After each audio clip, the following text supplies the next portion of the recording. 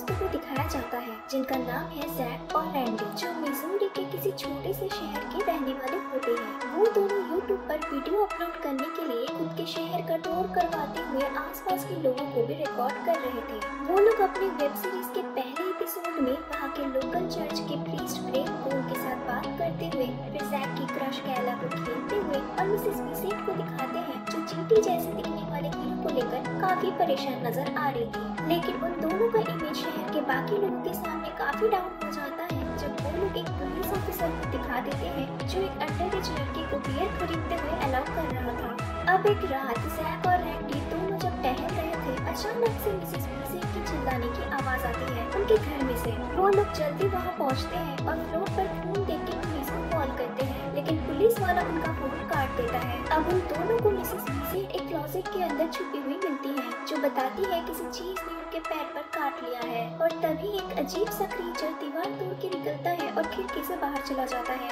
जब जैक और रैंडी उस क्रीचर का पीछा करते हैं तो वो लोग प्रीस्ट ग्रेग को देखते हैं जो उस क्रीचर को एक बॉक्स में डाल के लेके जा रहे थे। अब क्योंकि उनको अपलोड करने के लिए कुछ इंटरेस्टिंग कंटेंट चाहिए था तो वो लोग इस पूरी घटना को शुरू से ही रिकॉर्ड कर रहे थे। अब नेक्स्ट डे होते ही पहले तो वो लोग पुलिस के पास जाते हैं और वही पिछली रात वाली रिकॉर्डेड क्लिप डेप्यूटी जॉश को दिखाते हैं और प्रीस्ट ग्रेग से पूछताछ करने के लिए कहते हैं। लेकिन जॉश उन दोनों के बातों का यकीन नहीं करता है क्योंकि प्रीस्ट ग्रेग शहर के एक रेपुटेड इंसान है, तो वो ऐसा काम क्यों करेंगे। और मिसेस बीसेट ने भी कोई कंप्लेंट नहीं किया था किसी के अगेंस्ट, तो इसलिए उसको लगता है कि जैक और रैंडी उसके साथ प्रैंक कर रहे हैं। और क्योंकि उन दोनों का इमेज ऑलरेडी खराब था पुलिस के नजर में, तो इसलिए जॉश उस क्लिप को भी फोटोशॉप किया हुआ फेक वीडियो बताता है एंड पुलिस को और प्रीस्ट ग्रेग को उनके वीडियो से दूर रखने के लिए कहता है। अब जब पुलिस कुछ नहीं करती है तो जैक और रैंडी दोनों सीधा चले जाते हैं प्रीस्ट ग्रेग के पास अपने सवालों का जवाब पाने। अब वीडियो में खुद को देखने के बाद भी प्रीस्ट ग्रेग उनके मुंह पर साफ झूठ बोल देता है कि ये आदमी वो नहीं है और उन दोनों से काफी बदतमीजी से बात करने लगता है। इवन वहाँ पे मौजूद बाकी लोग भी काफी अजीब तरीके से उन दोनों को देख रहे थे, इसलिए वो दोनों वहाँ से निकल जाना ही सही समझते हैं। इसके बाद परेशान होकर जैक और रैंडी मिसेस बीसेट के घर आ जाते हैं प्रीस्ट ग्रेग के अगेंस्ट शिकायत करने, ताकि एटलीस्ट मिसेस बीसेट कोई एक्शन ले उनके खिलाफ। लेकिन इधर मिसेस बीसेट तो कम्प्लीटली अपनी बातों से पलट जाती है और कहती है कि उनको पिछली रात किसी भी चीज ने नहीं काटा था और वो बिल्कुल ठीक है। एंड तभी मिसेस बीसेट की बेडरूम में से कुछ आवाजें आने लगती है। वो लोग बाहर जाके खिड़की से देखने की कोशिश करते हैं जहाँ दोनों को उनके स्कूल का ही एक लड़का डीलन दिखता है जो कि बेड पर बंधा हुआ था। लेकिन तभी उनके सामने खिड़की पर भी अचानक से डीलन आ जाता है जिससे वो दोनों डर के वहाँ से भाग के घर चले जाते हैं। लेकिन उन दोनों को ये बात नहीं समझ आती जो बेड पर बंधा हुआ था वो डीलन है और सेम टाइम जो खिड़की पर आया था वो भी डीलन है, तो फिर दो डीलन कैसे हो सकते हैं। अब इसके बाद कैला आती है जैक से मिलने उसके घर, जहाँ वो जैक और रैंडी को बताती है कि अचानक से उसके डैड बहुत अजीब बिहेव करने लगे हैं, जैसे मानो वो उसके डैड है ही नहीं, और उसकी मॉम भी आज सुबह से मिसिंग है। जिसमें जैक कैला को कहता है कि सिर्फ उसके डैड नहीं बल्कि शहर के काफी सारे लोग बहुत ही अजीब बिहेव कर रहे हैं, एकदम रोबोट की तरह इमोशनलेस।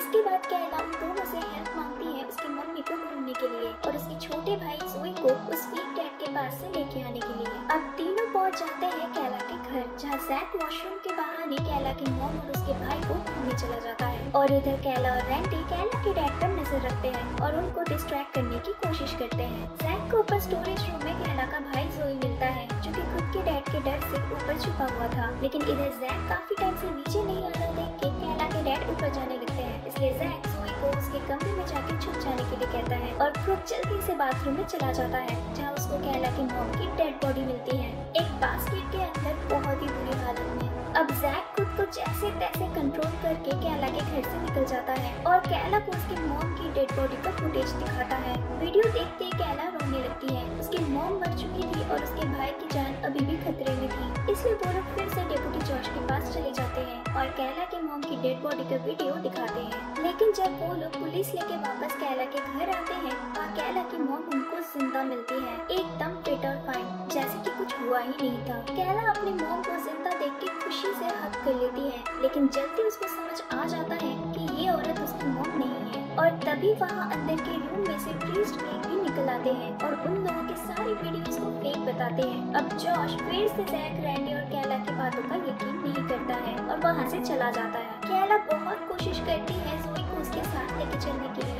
उसके फेक पेरेंट्स जोई को नहीं छोड़ते हैं। अब कोई ऑप्शन ना देख के वो तीनों मदद मांगने जैक के घर चले जाते हैं उसके मॉम और डैड को सब कुछ बताने, और डिसाइड करते हैं सारी वीडियोस को अपलोड कर देंगे सोशल मीडिया पर, ताकि बाहर के लोगों को पता चल पाए कि इधर हो क्या रहा है और ज्यादा से ज्यादा लोगों की मदद मिल पाए यहाँ से निकलने के लिए। लेकिन अपलोडिंग के टाइम उनको समझ आता है कि शहर में कहीं पे भी नेटवर्क ही नहीं है। अब तीनों जैक के घर आ जाते हैं, जहाँ कैला जैक के मॉम को ढूंढने चली जाती है, और इधर जैक और रैंडी स्टोर रूम में से कुछ आवाज आने पर वहाँ देखने जाते हैं। स्टोर रूम में जैक को उसका डैड दिखता है। अब बातों बातों में जैक का डैड व्हील चेयर से उठ के उनके सामने आ जाते हैं, जिससे उनको समझ आ जाता है कि जैक के डैड को भी बदल दिया गया है, क्योंकि जैक के असली डैड के तो दोनों पैर ही नहीं थे। अब वो लोग वहाँ से निकल पाते उसके पहले ही प्रीस्ट क्रेग, मिसेस पीसेट और जैक के डैड के क्लोन्स मिलकर जैक और रैंडी को उसी स्टोर रूम में बंद कर देते हैं, और उनके साथ सेम वही दो अजीब क्रीचर को भी छोड़ दिया जाता है ताकि वो चीज जैक और रैंडी को काट ले।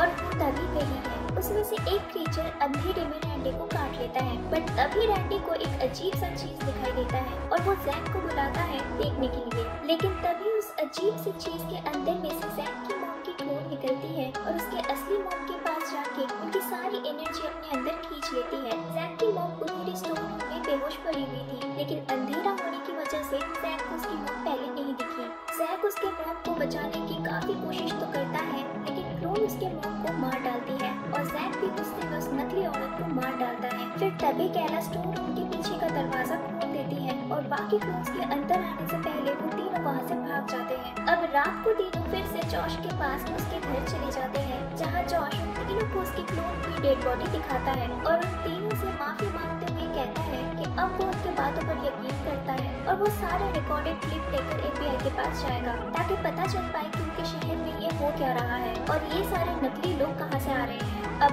जैक, कैला और रैंडी बताते हैं कि ये क्रीचर्स एलियन हो सकते हैं, जो कि पहले आपको काटते हैं आपका DNA लेने के लिए, उसके बाद वो क्रीचर धीरे धीरे आपके क्लोन में बदल जाता है। अब क्योंकि उनके पास खुद की कोई मेमोरी नहीं होती है, तो वो नकली लोग असली लोगों से सारी मेमोरीज लेके उनको मार डालते हैं, लेकिन क्योंकि उनमें कोई इमोशंस और फीलिंग्स नहीं होती है, तो उन नकली लोगों को आसानी से पहचाना जा सकता है। अब क्योंकि रैंडी को स्टोर रूम में उसी क्रीचर ने काट लिया था, इसलिए रैंडी का क्लोन जॉश के घर रैंडी को मारने आ जाता है और उस नकली रैंडी को बैकअप देने और भी कई सारे क्लोन्स वहाँ आ जाते हैं और पूरे घर को घेर लेते हैं। ऐसे में वो चारों घर में फंस जाते हैं और इधर सारे क्लोन्स मिलके जॉश के घर को पलट देते हैं। अब रैंडी को बचाने के टाइम जॉश को कुछ क्लोन्स पकड़ लेते हैं और उसको खींच के बाहर लेके चले जाते हैं। अब जब रैंडी को समझ में आ जाता है कि उसकी वजह से जैक और कैला भी मर जाएंगे, इसलिए रैंडी बाहर जाके क्लोन्स को डिस्ट्रैक्ट करने की कोशिश करता है, ताकि जैक और कैला वहाँ से निकल पाए और खुद को अपनी दोस्ती के लिए सैक्रिफाइस कर देता है।